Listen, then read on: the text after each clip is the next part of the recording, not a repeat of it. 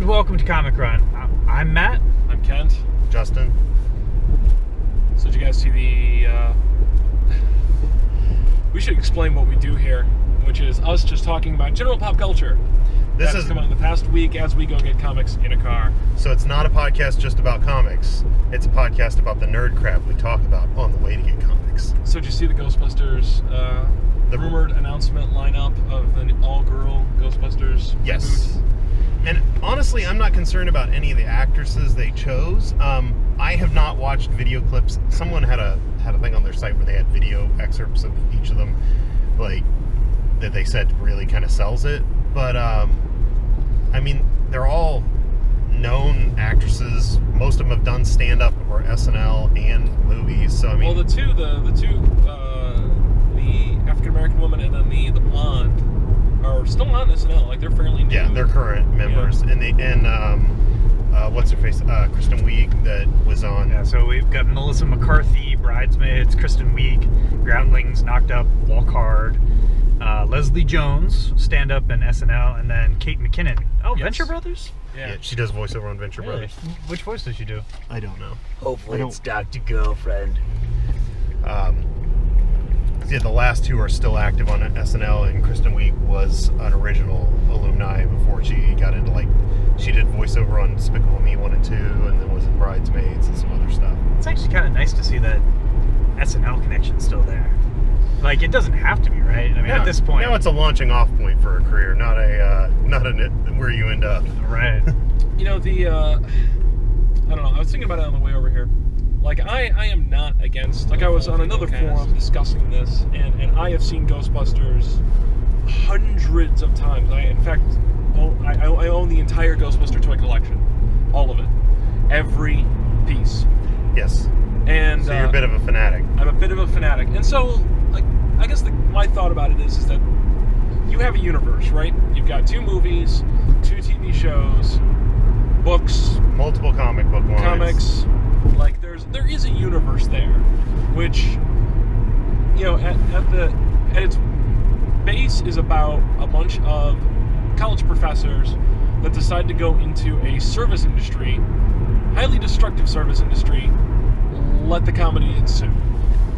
And, like, within that universe, I just don't necessarily, like, I just could see I can see the pitch being like, all right, it's Ghostbusters, but it's all girls. And then being like, this is brilliant. And so it's not wedged. There's a million other ideas within the Ghostbusters universe to make that either way more fun, way more easily kind of pitched, or I don't know, it just seems like it's a gimmick. I think you're just a sexist bigot. Thanks. I'm gonna say it. I'm gonna, you know, I think the all-female cast is what's the director's name again? I can't remember. Paul Feig. I think it's an awesome way to totally differentiate it. I think it's Feig's doing what he does well, which is writing comedy for women, and not for a women audience, but he writes female characters well, and that's why Bridesmaids was a success, which I haven't seen, but I've heard it's funny. But I just think it's his... This is what I do. This is what I want to write and what I want to cast. I think it must be a choice by the director and writer that he wants a cast of 4 women, and I think that's to which is fine. To mirror the original cast of 4 men. I'm kind of surprised that executives at a studio didn't go, look, mix the cast up. I also think it would be stupid if they immediately did a cast of 3 white guys and 1 black guy. Because you don't have to just have that parity. You could have more women or more ethnicities covered. Ghostbusters did it really well, where they had But then you get the whole Power Rangers. Yeah, you end up with the are you catering to every demographic? Like, good point. Yeah, they did have Miguel and the handicapped. I was talking to Matt earlier. If you were given free reign to recast Ghostbusters, like a new, not recast the original movie, but cast a new team, who would you cast? And my pick would be. Kylie has been a really strong character in both Extreme Ghostbusters and in the comics, and a lot of people are fans. And I would immediately grab, what's her name, from Parks and Rec? Aubrey Plaza. Yes, Aubrey Plaza in the comics. Kylie. She subbed for the guys when they were abducted and was a full member of the team. And then she went back on reserve status because she runs the store for Ray because he's kind of an inept business owner. but she's like his research assistant. But several times, her and Venkman went out on side jobs, like yeah, we're just doing this one cash. I'd always like to see the Chicago or the other city. I've always thought, like, especially with the comics, and when Venkman says the franchise rights alone will make us rich beyond our wildest dreams. That's where you run with it. Yeah, that you run, like, it is a different crew. You can line up different guys and how they and because if you kept with the continuity, you could create a whole movie of like, oh yeah, if you want to see how the stuff works, if you want to see how this whole thing got started, go watch the first 2 movies. This movie is purely about these 4 guys, or however many guys, in a new franchise in a different city, or an old franchise with new team. Trying to recreate from the ground up the original movie is hard. No matter, I think it's an uphill battle either way. The first movie is amazing. I mean, the original Ghostbusters is a phenomenal film. Yeah, but it doesn't have to necessarily be. I'm worried. Can he pull off the level of humor that was in the original Ghostbusters? Because I don't know that the quotable one-liner movies really happen that often anymore. I mean, there's a few that come out now and then, but they're not on the caliber of some stuff that happened in the 80s. And Ghostbusters... Well, how much of that do you think is that you didn't have that... You don't rewatch new stuff as often as you did. Like, you've got... How many times have you seen Ghostbusters, Ken? Hundreds. How many times have you seen Ghostbusters? A dozen. I probably wore out the tape, watching... Okay, we're back from the comic store and rolling. I got Batman Eternal again, and then I also got regular Batman Endgame Part 4, which is a Joker storyline, which great Capullo picture with Batman holding 2 severed hands that say both love and hate. Yikes. Awesome. I got Uncanny Avengers #1, complete with Brother Voodoo and new Captain America. I didn't realize that was out this week. I should pick that up. What'd you get? I picked up Inhuman and Adventure Time because my daughter demands Adventure Times. So it looked like this one had some grown-up version of Finn in it. I don't know if it was Puhoy Finn or some other alternate timeline version of him, but those are always fun. That's the one that's voiced by Puhoy. Puhoy is the magical pillow kingdom that he visits in one episode. Oh. And keeping with every time Finn, there's an alternate version of Finn or an alternate timeline shown, Finn always loses his arm. So he had a prosthetic pillow arm in that continuity. It looked like a mechanical arm, but it was made out of quilted pillows. Because nothing makes any damn sense in Adventure Time. But he's voiced by Jonathan Frakes. Grown-up Finn's always voiced by Frakes. What? Yep. Awesome. Alright, so while we were eating food, Matt had mentioned that he watched... Oh, I finally watched Gotham. Right, and you've been ranting about Gotham, but without partaking. Right, so my wife was very, very upset that I would knock Gotham, because it's, it's Batman without Batman, so what's the point? Right. Which is what I've been saying for weeks and weeks and weeks. And so you poured yourself a big steaming glass of Gotham. And how did it taste? It tasted, all right, so... Could you put some Batman in this? I think it would be better with more Batman. The good news is that, the sets look awesome. The mise-en-scène, is good. There's a lot of violence. I guess it is on Fox. So it's pretty violent. I like the guy that's doing... I like shows that are violent. Early Penguin, but... Proto-Penguin? Man, it's just lame. No one wants to watch 6-year-old Bruce Wayne, tell Alfred... It's not doing it for you. Awful and weird. All right. It's terrible. I don't think I want to watch it until there's a couple seasons on Netflix and I can just watch a bunch at once, but it just seems to me like it's a lot of tease with no payoff because you're never going to get real full-fledged supervillains. There's not going to be any capes and cowls until Batman shows up on the scene. I mean, the worst case scenario is that it ends up like Smallville, right? Hey, here's this, it's kind of interesting, we got a bunch of people hooked, but then we just keep going forever. I would have been cool to see... the kid's 30 years old. Yeah. And he's still not Batman. Well, I would have watched a show if it was just... They did a comic a few years back that was just GCPD that tells the stories of the cops, and Batman's not in it much, but it's the cops dealing with the fallout of Batman and the villains, and And that was kind of cool. It was Agents of S.H.I.E.L.D. before Agents of S.H.I.E.L.D. Or before Batman. Or, you know, take the Nolan-verse, Robin, you know, he's in the cave, he's got all the toys, it's a realistic setting with no, you know, real supervillains. The Nolan-verse is closed. It's finished. But it shouldn't have been. Let it go. Like, you know, so have that actor do a television and just make it a procedural, you know, have it be Bones with Batman. Way more ass-kicking, and it'd just be fantastic. I got an idea. Serial killer of the week. Can we have a new superhero show with somebody who's never been in a comic book? No, they couldn't sell it. That does not compute. New characters not allowed. Well, because I mean, I think the problem with that is you have like people on TV. You're like they just don't give anything a chance, right? You get maybe 14 episodes, if that. I mean, the only reason that people were saying Mulaney was going to get canceled after like 5 episodes, so you would have to have such a strong and different, like what's cashing in on an existing character gets them an instant audience. The only reason that, you know, all the superhero comic book properties are doing so well right now is that it's a built-in audience that actually cares, that will sit down and watch. Now, speaking of comics on TV, did you hear the news about AKA Jessica Jones? Oh yeah, David Tennant. David Tennant's going to play the Purple Man, and that is a scary-ass character. He's a monster. And Tennant apparently is excited to play a creative and evil villain. Actually, you know what? Going back to Marvel Cinematic Universe, Agent Carter is pretty good so far, and that's a pretty new take on a character. Like that's not an existing. I mean, it's obviously jumping off of an existing property, but that's fairly new. I like what they're doing with the miniseries idea because, you know, honestly, the commitment's pretty low. They don't have to get an actor or actress who's locked in to do multiple seasons. They could go, this is a one-shot. There's going to be 12 episodes or 6 episodes or whatever. And I like the idea that they could be self-contained stories. If they work, they work. If they don't, off the Netflix with you. But, you know, it's just more flavor. It's more spices into the Marvel soup.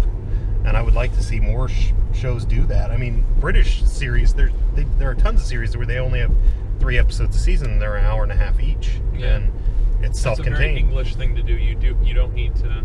The investment of 7 seasons is not a it isn't over there. It's okay to do a one-off story. And I mean, that's also American Horror Story is doing that a little bit, where each season has nothing to do with anything else, where they're just self-contained seasons. But that's more of an anthology show like Twilight Zone. But I would like to see more shows do that, going, here's the characters, and we're going to get from A to B in 1 season, or maybe 2. Well, and I like that, granted, it is a long time, but Mad Men has done that, where once it took off, they were like, okay, we're ending it in 1970. Like, that's when the show's going to end. Breaking Bad, same thing. Like, they had a pretty determined... Fringe was done that way. Yeah. They had a plot and a place to get to and a set number of seasons to because it just doesn't seem like Scrubs should have done that. It didn't. Yep. Scrubs should have been 4 seasons. How I Met Your Mother should have done that. Wasn't. They're like the last 2 seasons, or they signed on for like a 3rd season, which kind of had like a pretty evident closer, which they you could tell like when they were doing contract negotiations. It was sort of coming to a close, and then contract negotiations signed up for 2 more years, and they. Oh no! We're not even close. We're not even done. Gotta keep that money press. Keep milking this money cow. So speaking of shows and Netflix and other things, this is gonna be a reverse segue back into our next topic. Awkward segue. Begin. So I checked and saw that the Superman Lives documentary is gonna get released in May. Which, if you guys don't know, you don't know what that is? So in the early 2000s, Matt. When they killed him in the late 90s, early 2000s? No, it's 90s? it was a possible Tim Burton Batman with Nicolas Cage as the main character. Oh, I remember. Kevin Smith talked about it at length. Yeah, Kevin Smith was writing a Brainiac plot for it. So the guy who does what's the Armageddon? Megalopolis. The Metalocalypse. Sorry, Metalocalypse. Okay. I'm sorry, all you fans. I don't watch it. I'm sorry.